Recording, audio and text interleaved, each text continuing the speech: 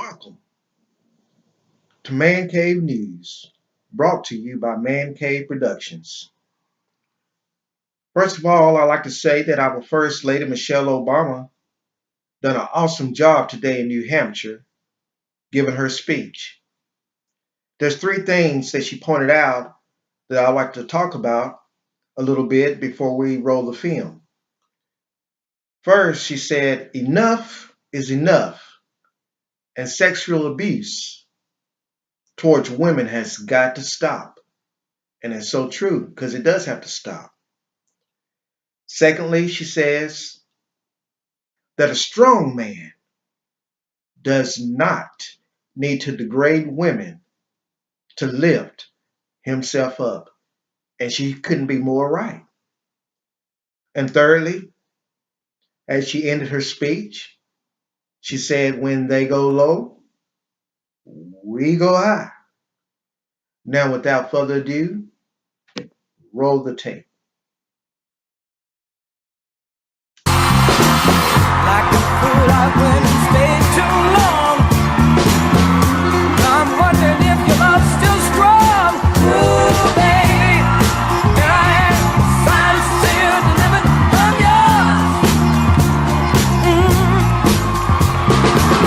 Then that time I went and said goodbye. Now I'm back and not ashamed to cry. Ooh, baby,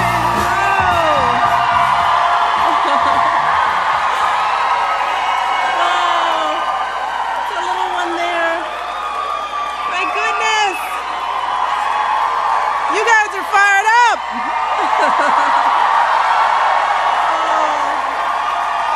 Well, let me just say, hello, everyone.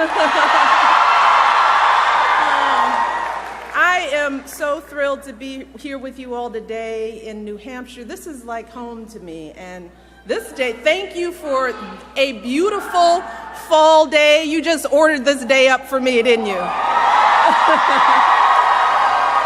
It's great to be here. Let me start by thanking your fabulous governor, your next U.S. Senator, Maggie Hassan. I want to thank her for that lovely introduction.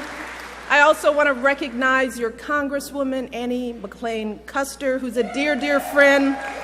Your soon-to-be Congresswoman once again, Carol Shea Porter.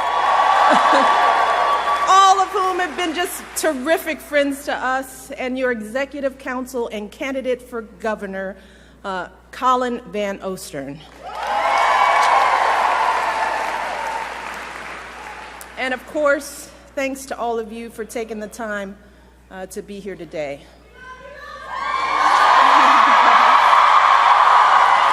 Thanks so much. That's very sweet of you. I love you guys too. I can't believe it's just a few weeks before Election Day as we come together to support the next president and vice president of the United States, Hillary Clinton and Tim Kaine. And New Hampshire is going to be important, as always. So I'm going to get a little serious here because I think we can all agree that this has been a rough week in an already rough election. This week has been particularly interesting for me personally because it has been a week of profound contrast. See, on Tuesday at the White House, we celebrated the International Day of the Girl and Let Girls Learn. And it was a wonderful celebration. It was the last event that I'm going to be doing as First Lady for Let Girls Learn. And I had the pleasure of spending hours talking to some of the most amazing young women you will ever meet, young girls here in the US and all around the world. And we talked about their hopes and their dreams. We talked about their aspirations. See, because many of these girls have faced unthinkable obstacles just to attend school, jeopardizing their personal safety, their freedom, risking the rejection of their families and communities. So I thought it would be important to remind these young women how valuable and precious they are. I wanted them to understand that the measure of any society is how it treats its women and girls.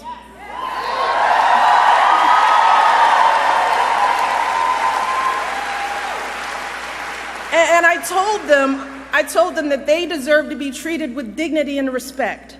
And I told them that they should disregard anyone who demeans or devalues them, and that they should make their voices heard in the world. And I walked away feeling so inspired, just like I'm inspired by all the young people here.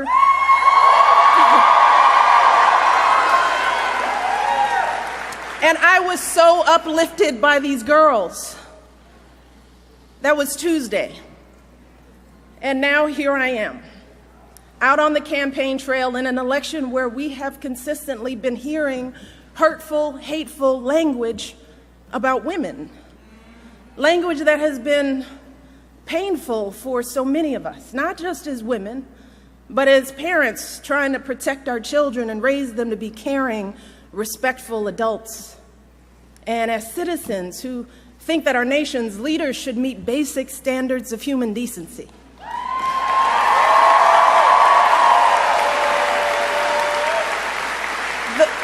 The fact is that in this election, we have a candidate for president of the United States who over the course of his lifetime, in the course of this campaign, has said things about women that are so shocking, so demeaning, that I simply will not repeat anything here today.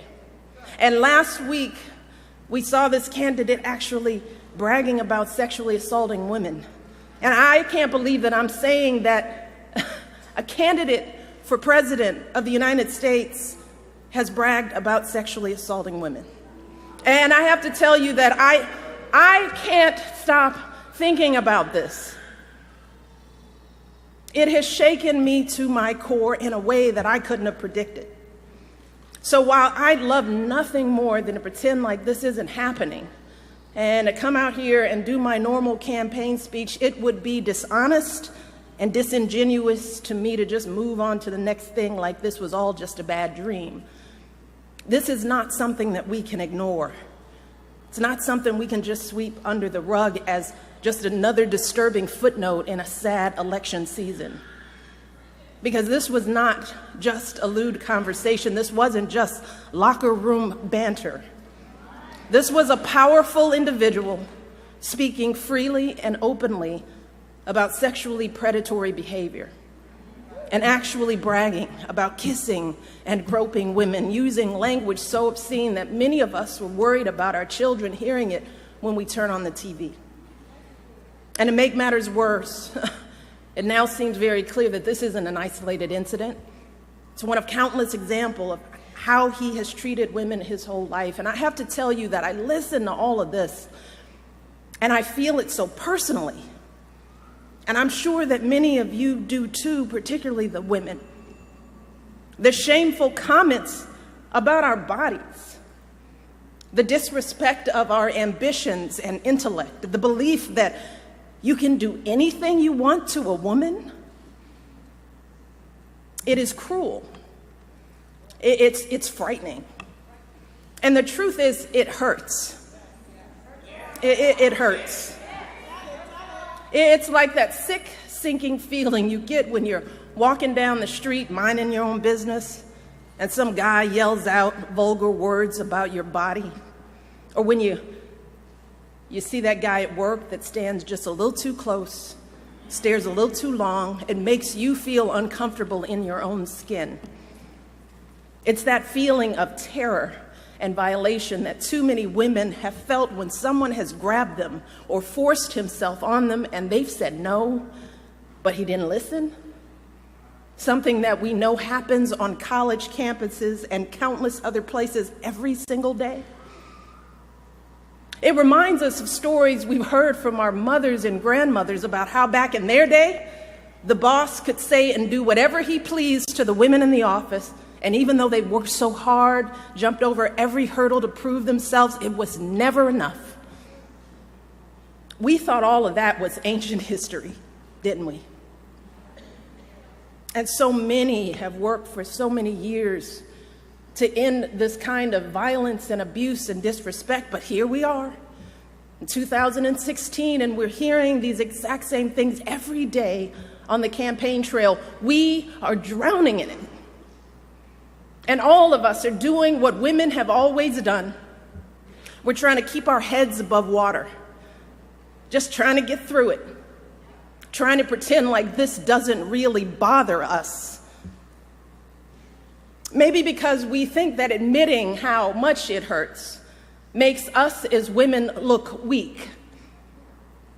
Maybe we're afraid to be that vulnerable. Maybe we've grown accustomed to swallowing these emotions and staying quiet because we've seen that people often won't take our word over his. Or maybe we don't want to believe that there are still people out there who think so little of us as women. Too many are treating this as just another day's headline, as if our outrage is overblown or unwarranted, as if this is normal, just politics as usual. But New Hampshire, be clear, this is not normal. This is not politics as usual.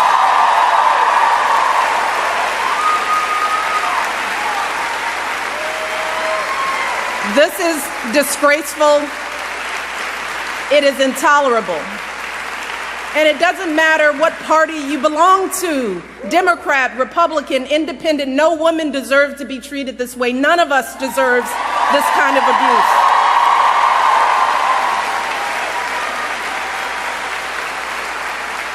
And I know it's a campaign, but this isn't about politics. It's about basic human decency. It's about right and wrong. And we simply cannot endure this or expose our children to this any longer, not for another minute, and let alone for 4 years.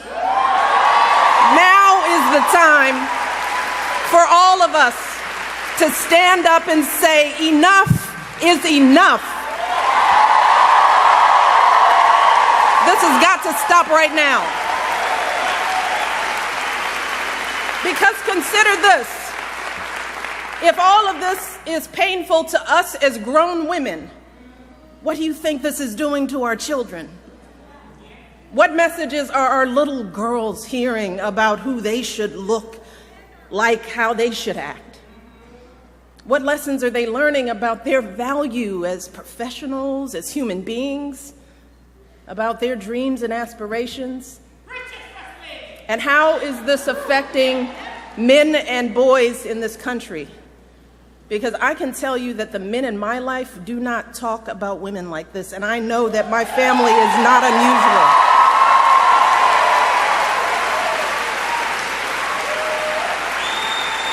And to dismiss this as everyday locker room talk is an insult to decent men everywhere. The men that you and I know don't treat women this way. They are loving fathers who are sickened by the thought of their daughters being exposed to this kind of vicious language about women. They are husbands and brothers and sons who don't tolerate women being treated and demeaned and disrespected. And like us, these men are worried about the impact this election is having on our boys who are looking for role models of what it means to be a man. In fact, someone recently told me a story about their 6-year-old son who one day was watching the news. They were watching the news together, and the little boy out of the blue said, "I think Hillary Clinton will be president." And his mom said, "Well, why do you say that?" And this little 6-year-old said, "Because the other guy called someone a piggy." And he said, "You cannot be president if you call someone a piggy." So even a 6-year-old knows better. A 6-year-old knows that this is not how adults behave. This is not how decent human beings behave. And this is certainly not how someone who wants to be president of the United States behaves. Because let's be very clear, strong men, men who are truly role models, don't need to put down women to make themselves feel powerful. People who are truly strong lift others up. People who are truly powerful bring others together. And that is what we need in our next president. We need someone who is a uniting force in this country. We need someone who will heal the wounds that divide us. Someone who truly cares about us and our children. Someone with strength and compassion to lead this country forward. And let me tell you, I'm here today because I believe with all of my heart that Hillary Clinton will be that president.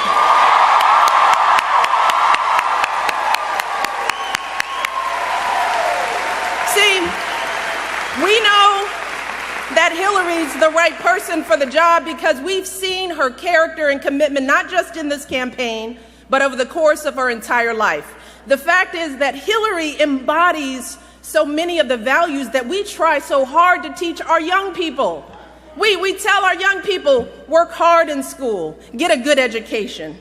We encourage them to use that education to help others, which is exactly what Hillary did with her college and law degrees, advocating for kids with disabilities, fighting for children's health care as First Lady, affordable child care in the Senate.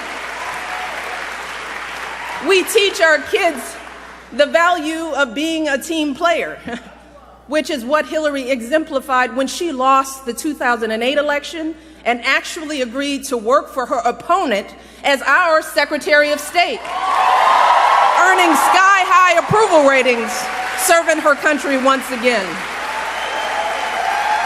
We also teach our kids that you don't take shortcuts in life and you strive for meaningful success in whatever job you do. Well, Hillary has been a lawyer, a law professor, First Lady of Arkansas, First Lady of the United States, a U.S. Senator, Secretary of State, and she has been successful in every role, gaining more experience and exposure to the presidency than any candidate in our lifetime. More than Barack, more than Bill, and yes, she happens to be a woman.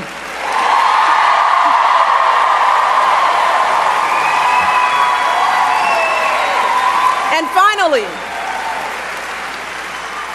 we teach our kids that when you hit challenges in life, you don't give up, you stick with it. Well, during her 4 years as Secretary of State alone, Hillary's faced her share of challenges. She's traveled to 112 countries, negotiated a ceasefire, a peace agreement, a release of dissidents. She spent 11 hours testifying before a congressional committee. We know that when things get tough, Hillary doesn't complain. She doesn't blame others. She doesn't abandon ship for something easier. No, Hillary Clinton has never quit on anything in her life. So, in Hillary, we have a candidate who has dedicated her life to public service, someone who has waited her turn and helped out while waiting. She is an outstanding mother. She has raised a phenomenal young woman. She is a loving, loyal wife. She's a devoted daughter who cared for her mother until her final days. And if any of us had raised a daughter like Hillary Clinton, we would be so proud. We would be proud. And regardless of who her opponent might be, no one could be more qualified for this job than Hillary, no one.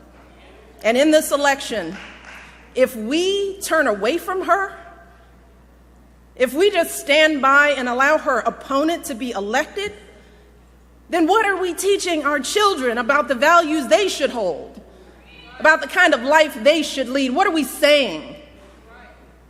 In our hearts,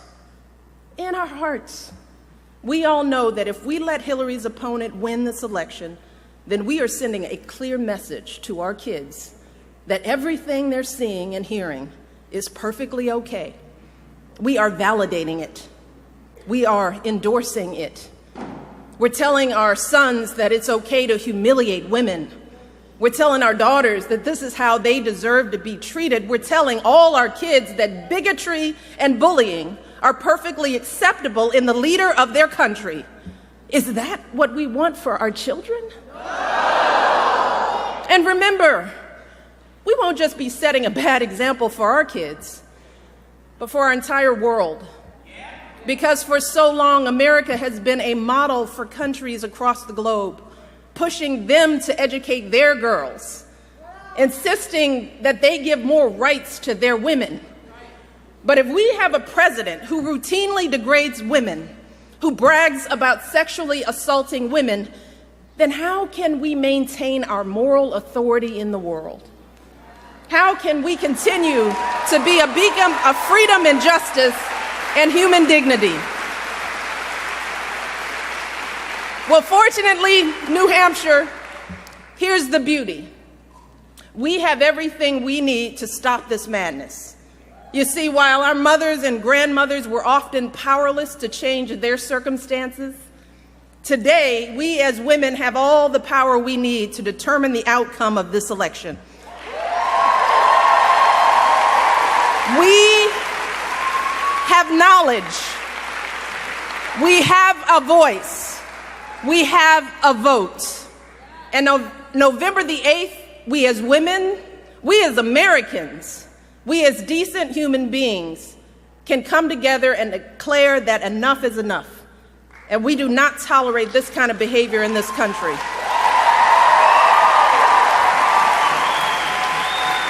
Remember this. In 2012, women's votes were the difference between Barack winning and losing in key swing states, including right here in New Hampshire. So, for anyone who might be thinking that your one vote doesn't really matter, or that one person can't really make a difference, consider this. Back in 2012, Barack won New Hampshire by about 40,000 votes, which sounds like a lot. But when you break that number down, the difference between winning and losing this state was only 66 votes per precinct. Just take that in. If 66 people, each precinct, had gone the other way, Barack would have lost. So each of you right here today could help swing an entire precinct and win this election for Hillary just by getting yourselves, your families, and your friends and neighbors out to vote. You can do it right here. But you could also help swing an entire precinct for Hillary's opponent with a protest vote or by staying home out of frustration. Because here's the truth. Either Hillary Clinton or her opponent will be elected president this year. And if you vote for someone other than Hillary, or if you don't vote at all, then you are helping to elect her opponent. And just think about how you will feel if that happens. Imagine waking up on November the 9th and looking into the eyes of your daughter or son, or looking into your own eyes as you stare into the mirror. Imagine how you'll feel if you stayed home, or if you didn't do everything possible to elect Hillary. We simply cannot let that happen. We cannot allow ourselves to be so disgusted that we just shut off the TV and walk away. And we can't just sit around wringing our hands.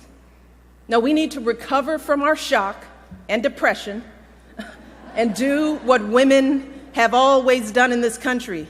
We need you to roll up your sleeves. We need to get to work. Because remember this, when they go low, we go.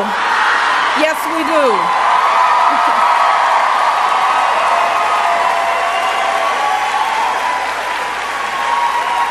And voting ourselves is a great start, but we also have to step up and start organizing. So we need you to make calls and knock on doors and get folks to the polls on Election Day and sign up to volunteer with one of the Hillary campaign folks who are here today just waiting for you to step up.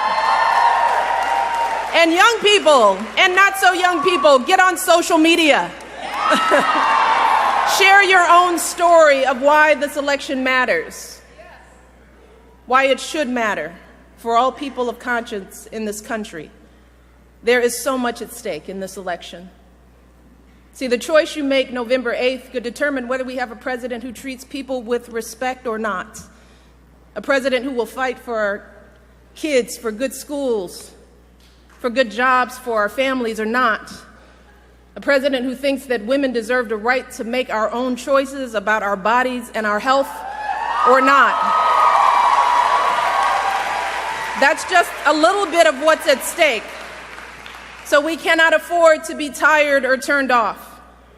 And we cannot afford to stay home on Election Day.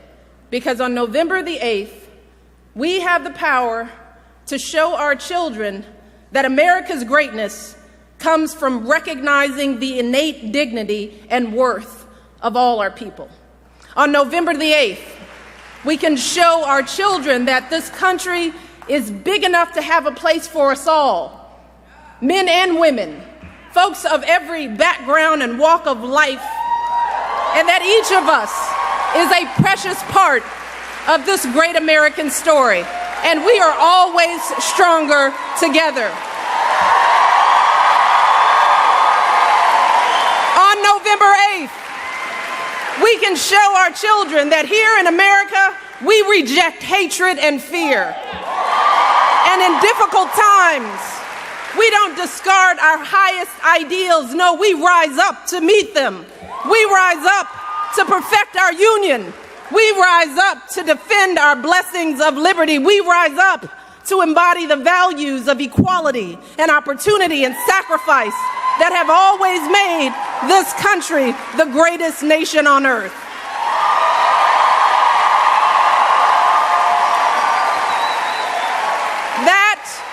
Is who we are.